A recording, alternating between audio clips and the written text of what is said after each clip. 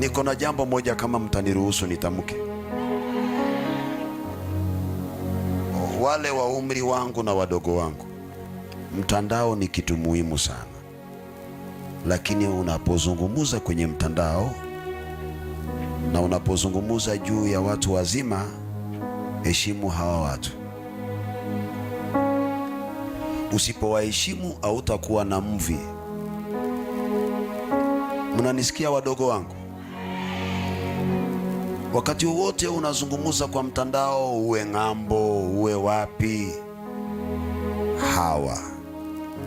hizi sura ni za heshima na hizo nywele ni za heshima. Unapozungumza, zungumza ukiwa unawaheshimu.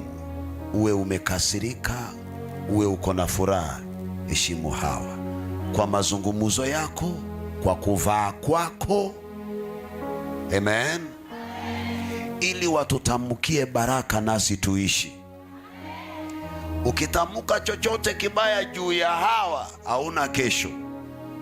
Maana sisi ni kama gari. Dereva mkongwe anajua barabara ya kuenda Morogoro. Wewe umeanza kuendesha gari leo, haujui mahali hatari ni wapi. Hawa wanajua hatari ya maisha, sisi hatujajua. Tukiwaheshimu, watatusimulia maisha ya kesho.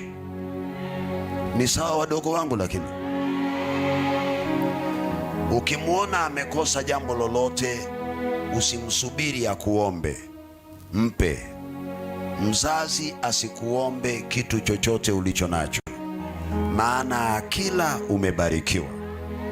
Lakini ukila wewe na yeye akakosa, huenda kesho yako haitakuwa mzuri. Maisha haya tulifundishwa na hawa, lakini wengine wenu mnakuja nyuma yao na nyuma yetu.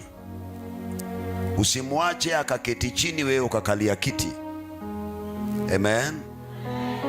Na usimpite na gari, wewe ukafika mapema. Mbebe, mfikishe kule anakoenda. Mlishe, nawe utalishwa. Mvalishe, nawe utavalishwa. Muheshimu, nawe utaheshimika. Hayo ndio maneno yangu kwa hawa wazazi wetu, maana wao ndio wametuzaa.